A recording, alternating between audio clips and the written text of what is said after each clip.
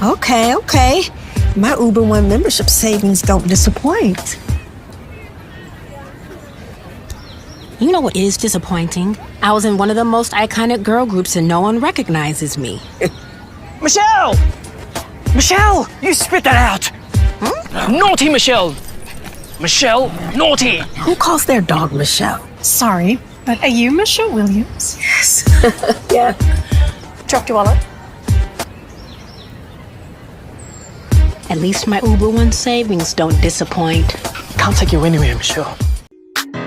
What it is, ho, what's up? Destiny's Child went through multiple lineup changes before becoming the iconic trio we know today. Originally, the group started off with Beyonce Knowles, Kelly Rowland, Latavia Robertson, and LaToya Luckett. However, as the group's success grew, tensions behind the scenes led to Latavia and LaToya's departure due to management disputes. Their exit in 2000 opened the door for two new members, Farrah Franklin and Michelle Williams. But Farrah's time in the group is virtually non-existent. It was short-lived and she left just after 5 months, leaving Destiny's Child as a solid trio with Beyonce, Kelly, and Michelle. Now, if there's one thing Beyonce and Kelly have always made clear, it's how much respect and love that they have for Michelle Williams. They never once spoken negatively about her, and anytime her name comes up, they make it a point to highlight just how important she is to Destiny's Child. In interviews, both Beyonce and Kelly have consistently given Michelle her flowers,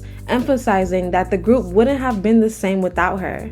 There were countless moments when Beyonce would publicly praise Michelle's talent and contributions, and Kelly has spoken out about their bond that goes beyond just music. It's real sisterhood. Their friendship isn't just for the cameras, it's something that they've nurtured for decades. But while Beyonce and Kelly clearly appreciate Michelle, the general public hasn't always shown her the same level of love. Whether it's countless memes and unfair comparisons, or just the general lack of credit given to her contributions, Destiny's Child was both a blessing and a curse for Michelle Williams. On one hand, it gave her the platform to showcase her talent and cement her place in music, but on the other hand, it also boxed her in. Since she was primarily given the bridges and the background vocals, a lot of people unfairly dismissed her as the least important member of the group, instead of recognizing her as a crucial part of Destiny's Child's signature sound. A lot of people overlooked her contributions entirely.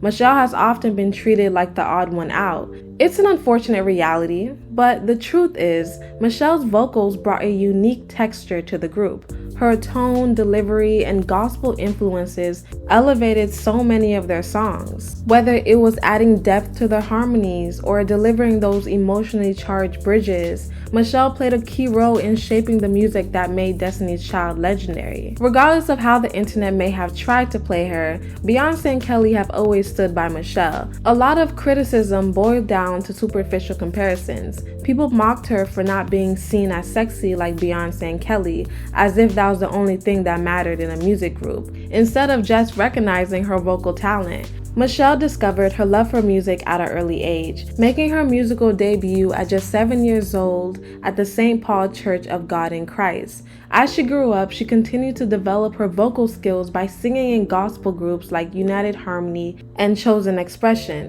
In 1997, she graduated from Rockford Auburn High School and initially didn't see music as a viable career path.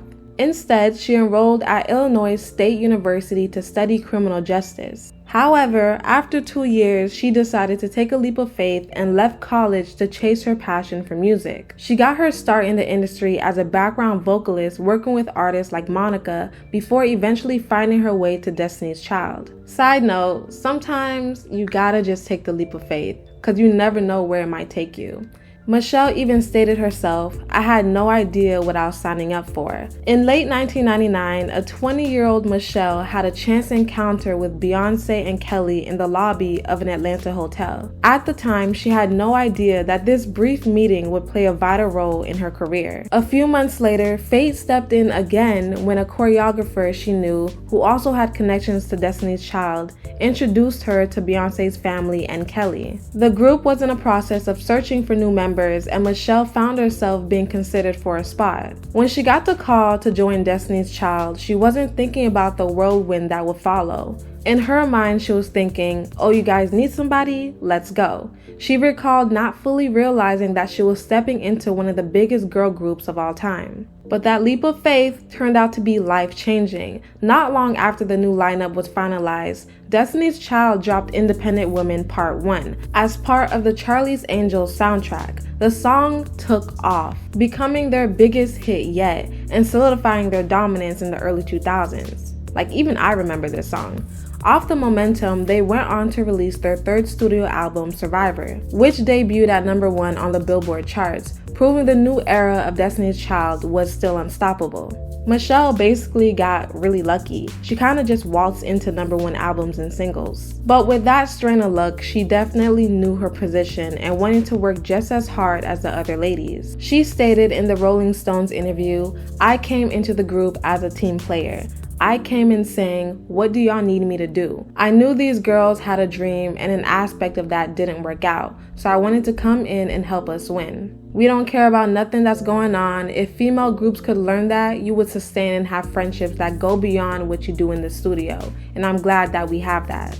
This group flowed better also. Because there was much more of an understanding, Michelle really came to do what she had to do and go home. It wasn't ego on her side because she was just happy to be in that position. Like, it wasn't like Destiny's Child wasn't already established. She played a helping hand with her vocal contributions, but she did walk into Billboard hits. And not many can say that they had that opportunity, especially when she was fresh from dropping out of college. Michelle coming into Destiny's Child, it was a difficult transition for her because she had to break out of her shell. She did seem a bit misplaced and awkward, but she wasn't used to dressing outside her comfort zone and having a spotlight on her. Got into this business, I jumped onto a moving train. I had to do interviews. I'm traveling the world. I'm on private jets. Myself, Beyonce, and Kelly, we're staying in like these amazing resorts and hotels. I agreed to be in this group, but at the same time, I literally was learning day by day. There was no time to develop Michelle as the artist. I had to transform myself. It was hard wearing the different types of clothes, and I showed a little bit of cleavage. She was fine. It took her a while, but she's got it now. So I'm like, all right. The dynamic at first was a bit rocky for fans, but as time grew, Michelle began to flow more within the group, but she still dealt with issues in the background. Even though Michelle was living her dreams, she was dealing with depression. She expressed to Matthew at the time that she thought she was depressed, and Matthew told her what did she have to be depressed about when they just sold 1 million records. We're telling our manager at the time as well, hey, I think I'm dealing with some depression, and he wanted me to see the brighter side of things. No, y'all are about to go on tour. Y'all got Barbie dolls. What are you talking about? Y'all just signed a crazy big deal with Columbia. I could see myself in a pit trying to get out, just feeling so heavy that when I would make one step, the weight would just pull me back down, and the weight just felt more comfortable than healing. And it also did seem like Michelle was an easy target for people also. Destiny's Child doesn't make a lot of mistakes when they're performing in public. They care about how they come off professionally. So when Michelle had a few of her slip-ups, people were quick to come at her. Where you at, 106?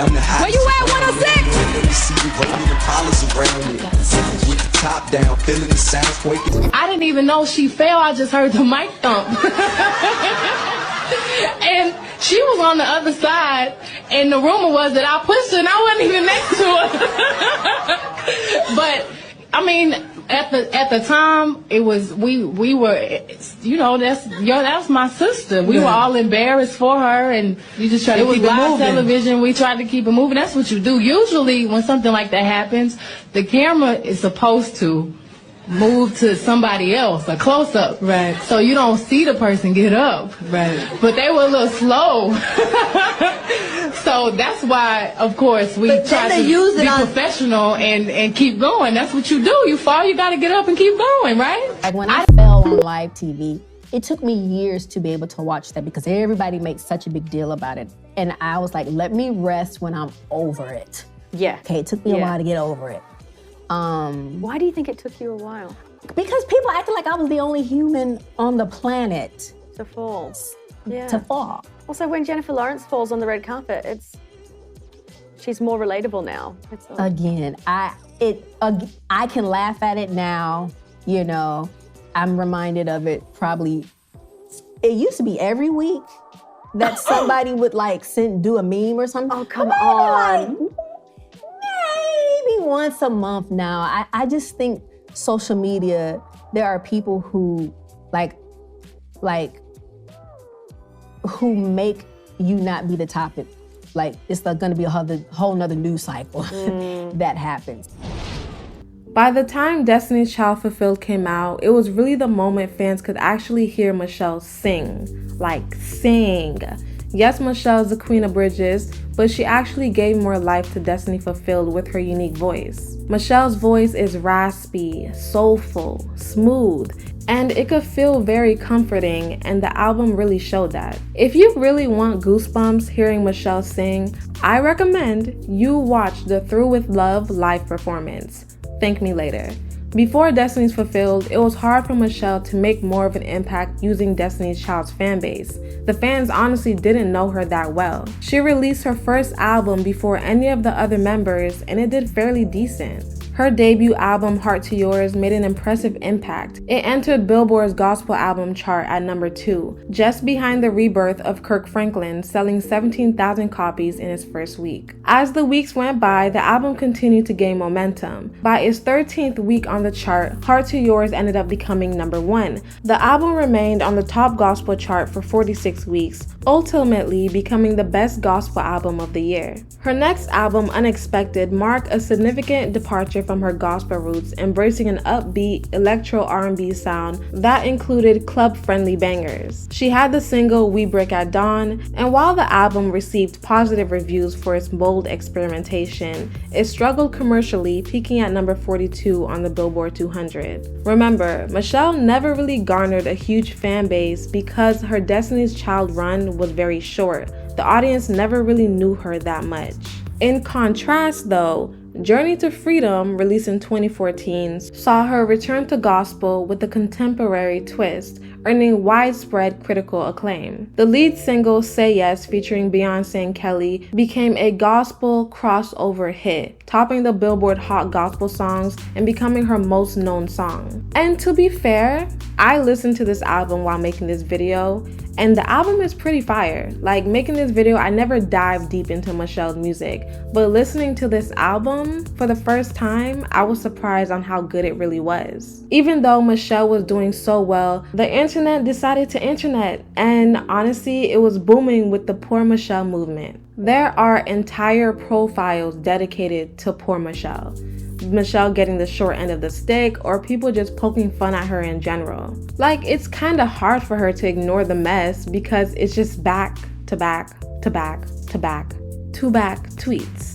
Like, one thing about Twitter is you do not want to be the trending topic, and they just came for Michelle, and they came for her hard. She clapped back by saying, "Y'all saying Poor Michelle, but that's not what my bank account says.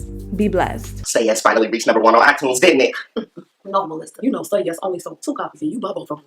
I know that. Michelle knows she's not the favorite, but she's acknowledged it and played into it. You opened up about your insecurities about your singing voice. You even stated that you knew you weren't the vocal favorite of Destiny's Child. Is that something that, what made you second guess?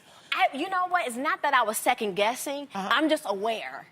You know, some people are like, oh my gosh, it stuck. They said it stuck with her. No, it didn't stick with me. You know, just sometimes you're aware that you're not everybody's favorite. And that's okay. I still got paid.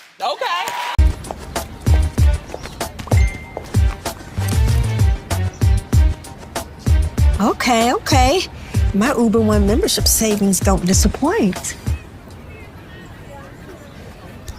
You know what is disappointing? I was in one of the most iconic girl groups and no one recognizes me. Michelle! Michelle! You spit that out! Naughty Michelle! Michelle, naughty! Who calls their dog Michelle? Sorry, but are you Michelle Williams? Yes. Yeah. Dropped your wallet. At least my Uber One savings don't disappoint. Can't take you anywhere, Michelle. Either way, Michelle has managed to be okay in her position and move forward to carve her own lane. That lane might be quiet for some, but she's living her dreams, so how can she complain? Michelle has made a name for herself on Broadway, proving she's more than just a singer, she's a full-on performer. She's taken major roles in hit productions like Ida, Chicago, and Fela, bringing her own energy and star power to the stage. One of her standout moments was playing Roxy Hart in Chicago, a role she nailed multiple times on both Broadway and in international productions. Her performances have always shown off her versatility. While she's mostly known for her music, her Broadway career proves she can command a stage in more ways than one. Well, that concludes today's video. Let me know what you think about this Michelle Williams video down below. And make sure you check out my Kelly Rowland video also. Make sure you comment, like, and subscribe. Toodles!